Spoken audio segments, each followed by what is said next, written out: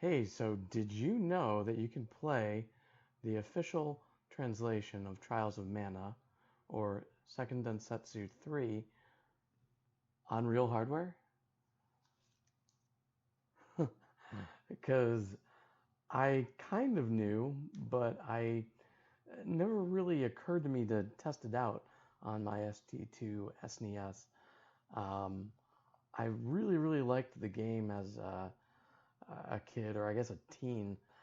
And ever since I had, realized it had come out in Japan, thanks to the translation patch, I think in the 2000s, I think it was like 2000, 2001, I just kind of really wanted to play it. And I and a friend of mine used to play it on these like really crappy Gravis game pads through an emulator. I think it was ZNES at the time. And I don't know, it just wasn't the same. And I kind of still feel that way about this. I just sat down here to try to play it. And it just, I don't know, it's just not catching me. Something about the fact that I have to scroll through a big long list of games to get it in my translations folder. Just not very interesting to me, I guess, is what I'm trying to say. Wouldn't it be great if we could patch like the Japanese ROM with an English version? You can do that. You can even replace the ROMs in that version. And I know some folks like, I think it's Voultar, has some in-place ROM modifiers that you can basically run your own translation with. But I mean, we kind of have a full-featured translation already. Wouldn't it be nice to put that on a cartridge? Well, I have here a brand new SNES cartridge that's actually programmable with a little programming board. Both, I believe, are from MouseBite. Yeah, it says it right there. MouseBiteLabs, and I think an Australian company called InsideGadgets kind of manufactures these in small batches. And I just kind of want to see if I can pop the ROM in here and try to make my own Trials of Mana cartridge. There's really no need to do that. I could just make a cartridge up myself, but I don't know. I recently broke my hand, and my soldering skills are very shaky to begin with, so I just don't really feel like trying to solder something. And I'm just not very good at it anyways. So it would be nice to just do this and not have to worry. So the unique part about this is that this is actually an 8 megabyte cartridge, and the official translation of this is 6 megabytes, I believe.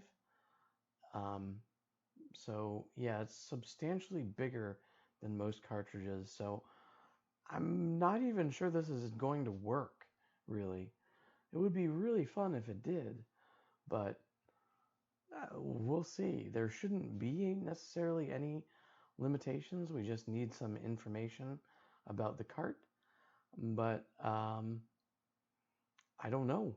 I've never actually tried this before.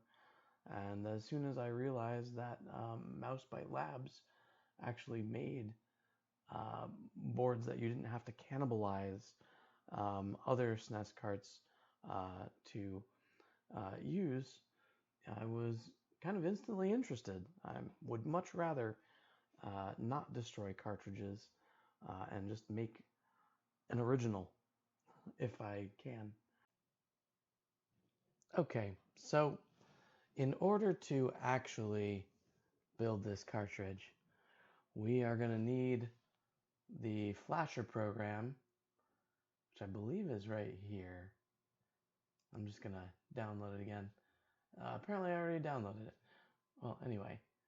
And we also need some info about the game, which I'm going to be getting from Data Crystal at TCRF. The Cutting Room Floors basically site that kind of details some info about games.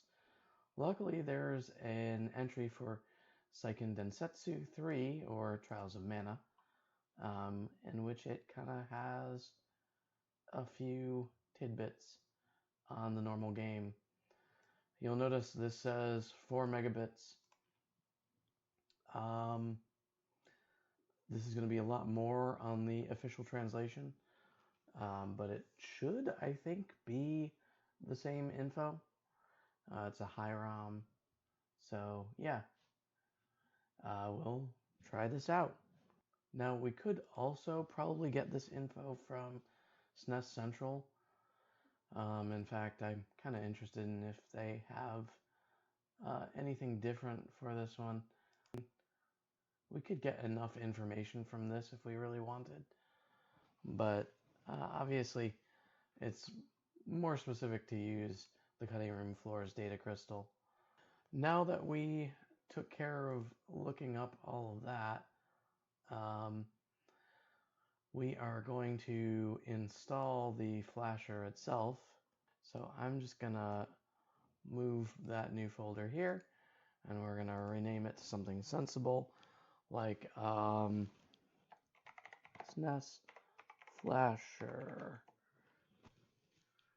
Yeah, let's go with that. And then we're gonna copy all of this in here.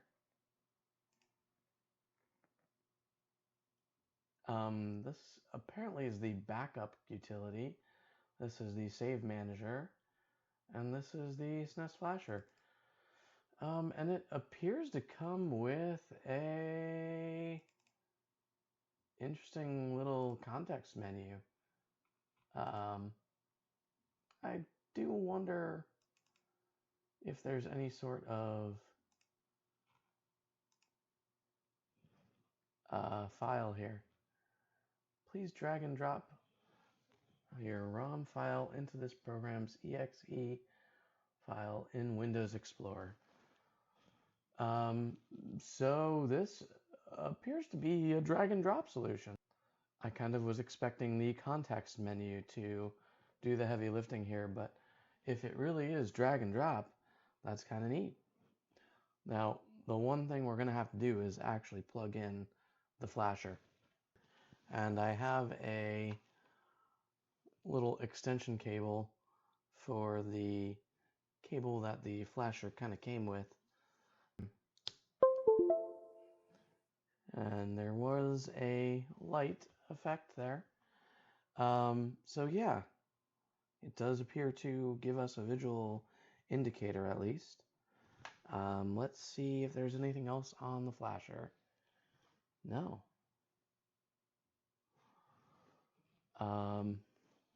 Interesting. So it just appears to be off right now. I guess what we're gonna do is we're gonna try and configure the actual card here. Let me get that set up. Okay, so I think we can see pretty much everything here. I don't think the multi-cart stuff works on this revision of the board. I think that's just in there in case someone wanted to manually reconnect things. But we can see that we have low ROM and high ROM here. The setting is set to high ROM. So we have normal and EX mode on here as well. And I think that is what determines FastROM. So I think the EX mode being already on is a good thing in this situation. Let's see, what else do we have? So we have the RAM size, and if it's greater than 8 kilobytes, then that will go up. So we have an SRAM of 8 kilobytes here exactly. So I'm guessing we should be turning these down. Can I get to them? Let me try with a little bit of a screwdriver or something. That's something interesting to note. This does appear to require a little bit of a tool to get in here and toggle these. Okay. All right, so what we want to do now is flash it. I don't see anything else on this board that we need to toggle. I am going to simply pop this in. This side faces the back of the SNES, as you can see. And this side says front and back. So, and this is pretty nice. I agree with this statement wholeheartedly. Support your original creators. Let's just bring the flasher into view here. I'm going to try to move the card here. So as you can see, there's a front and a back there. So we are just going to plug this, which should be the front.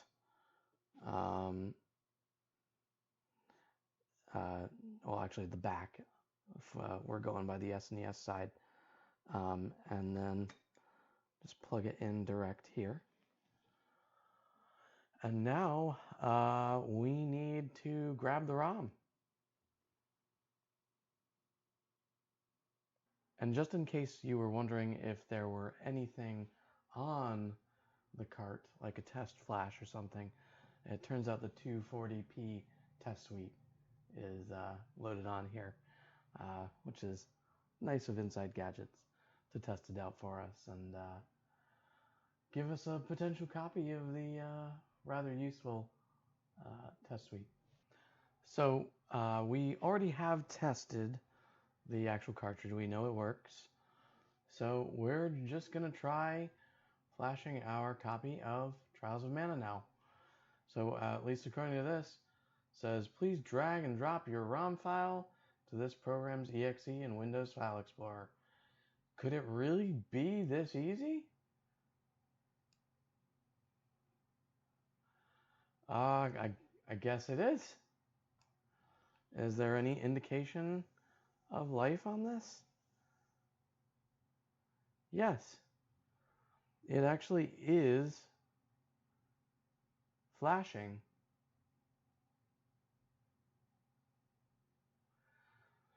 Now, the only thing that I am a tiny bit worried about is if my copy of this game is at all headered or anything. I believe that this is direct from the source, but I am not too familiar with how they actually set this up. So we may be just running into a game that's weirdly headered or has some extra file information that is just unusable for a SNES Cart. But we'll see that, hopefully. And it says completed. It gives us a little indication from the command line and seemingly green light. Let's see what we have here. So as we can see, it writes to each flash chip individually. It erases the flash chips, then it writes. COM port at 1.5 meg baud. Actually, I don't know what this is. M? Huh. Let me know down in the comments if you have any idea what that M stands for here, because certainly probably wasn't meg. PCB version 1.0, firmware version 1. Interesting. Okay, I think we're ready to give it a try. I am guessing we just kind of unplug everything. It doesn't look like it does anything else. I'm just gonna unplug it just to make sure we don't do anything wrong here. We're gonna take the cart out, and I have this nice little green aftermarket shell that we're gonna pop this into. I do have a sticker for the shell, but we're gonna wait for that. That worked. Let's do this. Let's see. I think my daughter chose the sorceress, the thief, Hawkeye, and this beast, Kevin? Kevin. All right.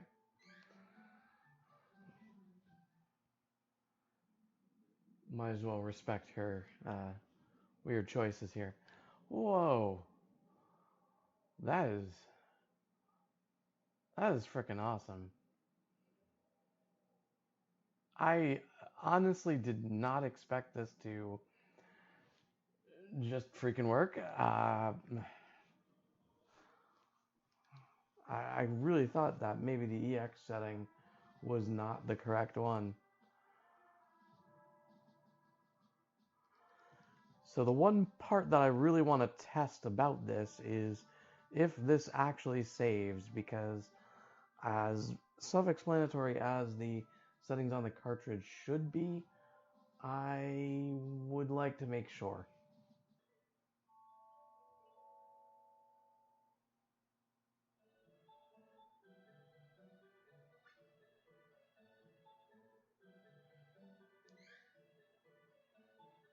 Okay. So let's see if it actually saves.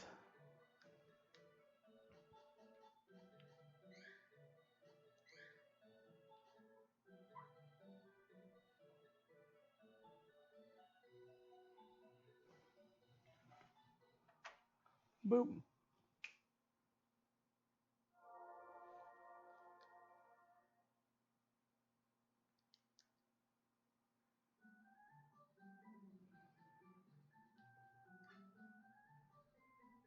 Oh, hell yeah, it does. So, yeah, I think the last piece of the puzzle here is to put on a sticker. Look what came today. My cart came with a tiny bit of an imperfection. This is an aftermarket one, so I had to cut a little piece off here, and it's a lot better on this side. But obviously, the nice thing about this type of cart is that it actually has a Nintendo logo, and I don't know how legal that is, but yeah, it looks a lot better than some of the other aftermarket ones. So this is what we're going to use. Now, before we apply the label,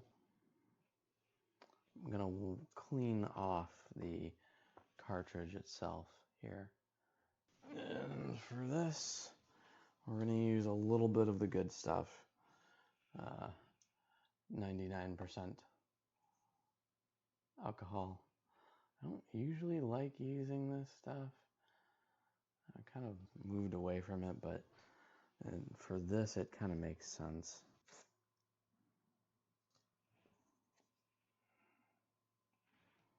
Okay.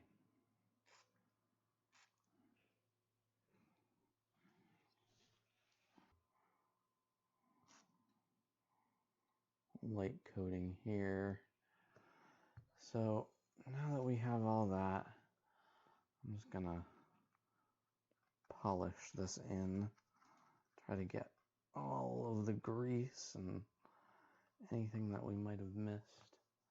Now hopefully I don't screw this up. Well, now I know the tweezer method does not work with these.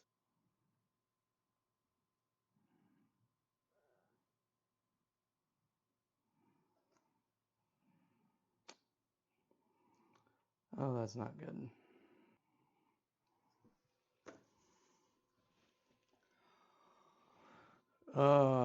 So after a little off-camera fighting, we got that in working order.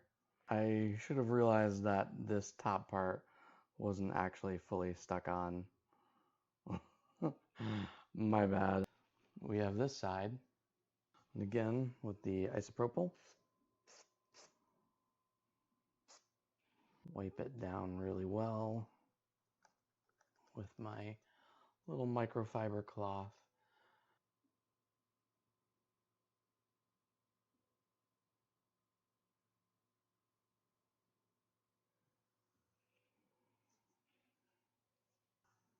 Okay, and that's good enough for me. Heck, I think that's better than most of my actual SNES cartridges. Need to remember to move it a little bit closer next time. So let's pop the board back in.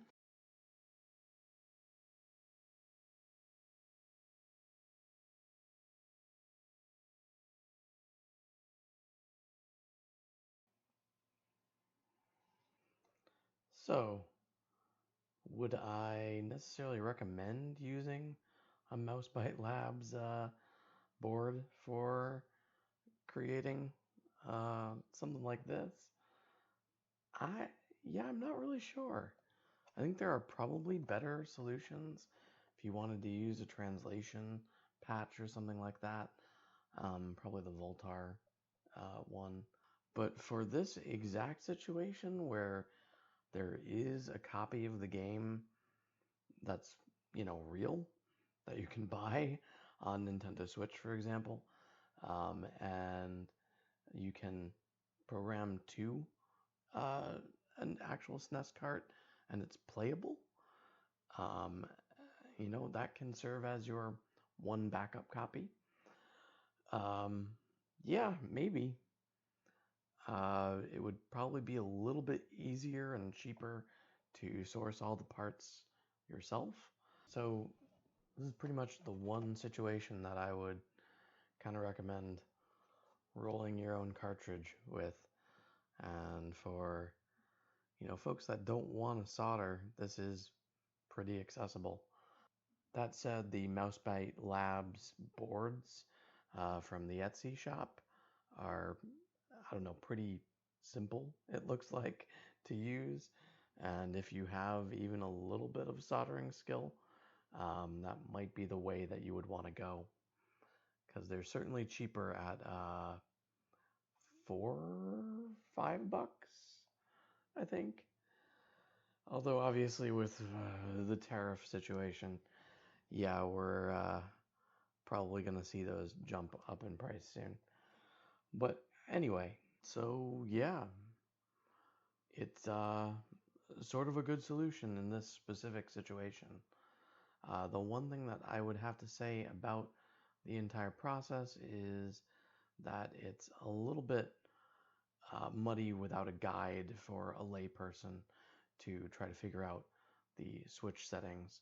Even I, who knows a little bit more about SNES games than most, got the FastROM setting wrong. I thought that was tied to the fact that the cart was in high ROM mode and kind of EX high.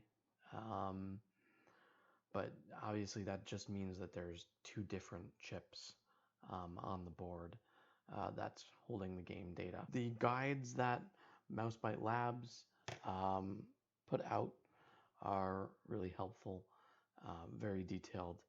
The InsideGadget folks seem to have provided a pretty comprehensive basic tutorial on programming. And I do have to say the programmer right here is rather nifty. And I do wonder if it can read actual carts, like actual SNES carts. I'll have to find one I don't care too much about to test that out. My guess is it may be that this board only really works with the MouseBiteLabs chips, but I don't see why that would be, honestly. So we'll have to see. Maybe that'll be the next video.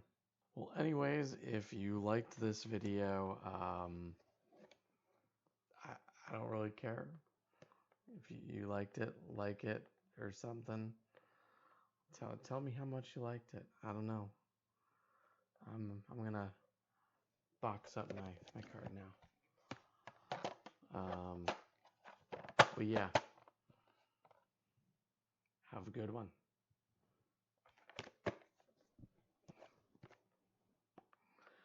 Pretty nice, huh? Even got a little official back.